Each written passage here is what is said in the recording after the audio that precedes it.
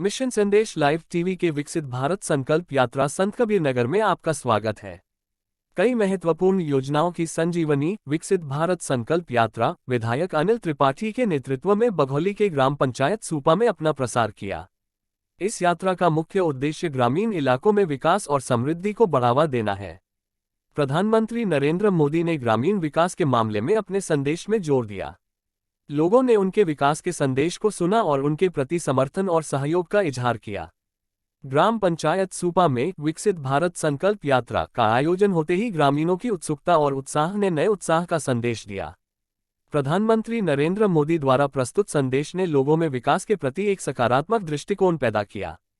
ये समारोह ग्रामीणों को सरकारी योजनाओं और उनके भागीदारी के लिए जागरूक करने का एक महत्वपूर्ण माध्यम बना। लोगों ने सरकारी योजनाओं के प्रति अपना समर्थन प्रकट किया और इससे ग्रामीण समुदाय को विकास और सुधार की दिशा में एक सकारात्मक कदम बढ़ाने का संकल्प दिखाया। इस मौके पर विधायक अनिल कुमार त्रिपाठी ने उपस्थित ग्रामीणों को संबोधित करते हुए कहा, देश को विकसित करने के लिए पीएम मोदी ने जो संकल्प लिया है, उसमें हम सबको बढ़-चढ़कर हिस्सा लेने की आवश्यकता है। जब तक हम सब मिलकर इस देश को समृद्ध खुशहाल बनाने में अपना योगदान नहीं देंगे, तब तक हमारा देश विकसित नहीं हो सकता। इसलिए आज ही संकल्प लें कि हम सब मिलकर देश को विकसित करने के मोदी जी के संकल्प के साथ कदम से कदम मिलाकर चलेंगे। श्री त्रिपाठी के संकल्प के आह्वान पर उपस्थित लोगों ने समर्थन दिया और देश को विकसित करने के लिए अपना समर्थन देने का वचन दिया। श्री त्रिपाठी ने अपने संबोधन में आगे बताया, सभी धर्मों में हमारा सनातन धर्म ही ऐसा है जिसका न कोई आदि है न जिसका कोई अंत है। बाकी सभी धर्म, चाहे इस्लाम हो तो 1400 साल, ईसाई हो तो 2500 साल, बौद्धिस्ट हो तो 3000 साल, लेकिन हमारा धर्म, हमारी संस्कृति सदियों पुरानी है। ऐसी है भारत भूमि, ऐसी है पवित्र भूमि जहां पर हम सब ने जन्म लिया, जहां पर हमारा ये गौरव है। हमारे लिए बहुत बड़े गौरव का विषय है कि हम इस भारत भूमि में पैदा हुए। लेकिन इतिहास इस बात का गवाह है कि जब हमारे अंदर फूट पड़ती है, हमारे आपस के संबंध कमजोर होते हैं, तो उसका कितना बड़ा नुकसान, कितनी बड़ी हानि होती है। हमारे आपस की फूट की वजह से ये देश कितने लंबे अवधि तक गुलाम रहा। विदेशी आक्रांताओं ने हमारी धरती पर आकर के लूटपाट किए, हत्याएं की, हमारी मर्यादा को भंग किया, हमारे मानबिंदुओं को तोड़ा। भगवान राम का मंदिर, कृष्ण का मंदिर, काशी बाबा विश्वनाथ का मंदिर, हमारे सभी पूज्य स्थानों पर, मान बिंदुओं पर हमले हुए और हमारी आपस की फूट, हमारी आपस के संबंधों में दरार की वजह से हमारा ये देश कितने सदियों तक गुलाम रहा। और ये सोने की चिड़िया कराने वाला देश, इसको बुरी तरीके से सैकड़ों साल तक विदेशियों ने लूटा और हमारे देश को कंगाल बना दिया।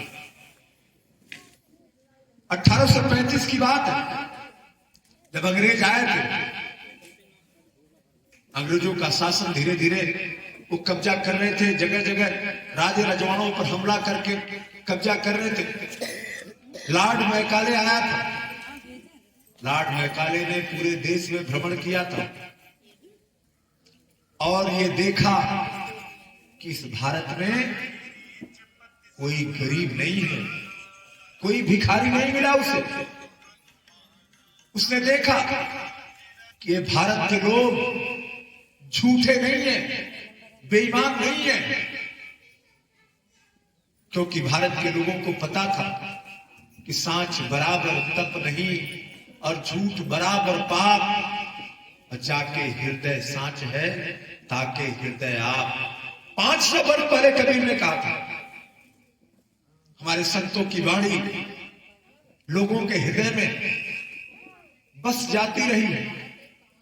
और तब मैकाले ने बताया कि इस देश को अगर इस पर राज करना है तो इस देश के लोगों को गरीब बनाना पड़ेगा, इस देश के लोगों को बेईमान बनाना पड़ेगा।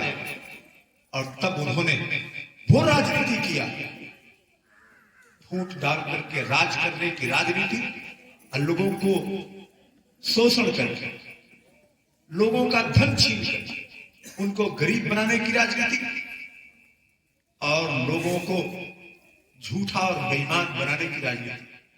उनके शासन प्रक्रिया में इस तरह की सारी चीजें समाहित की गई, जबकि वो अपने देश में न्याय का शासन चलाते थे, लेकिन भारत के लोगों पर राज करने के उन्होंने वो सारे के सारे हथियार इस्तेमाल किए। आपने ये भी देखा होगा, आपने इतिहास के पन्नों में दर्ज है, पढ़ा होगा कि देश अंग्रेजों के शासन में करा रहा था। अनेक नौजवान उन्होंने ये महसूस किया, देश के लोगों ने महसूस किया कि देश को आजाद कराने के लिए हमें लड़ाई लड़नी पड़ेगी। सैकड़ों नहीं, हजारों नहीं, लाखों नौजवानों ने देश की आजादी की लड़ाई में अपनी आहुति दी, कुर्बानी दी।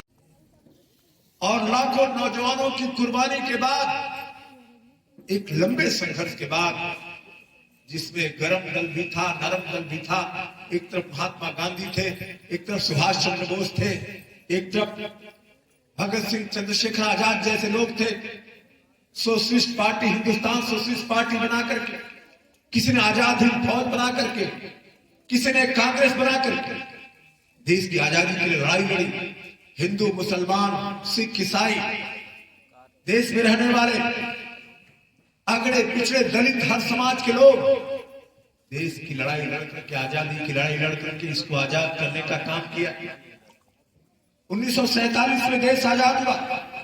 आज से लगभग 77 वर्ष पहले, 77 वर्ष पहले, लेकिन इस देश में आजादी के बाद कांग्रेस का शासन था।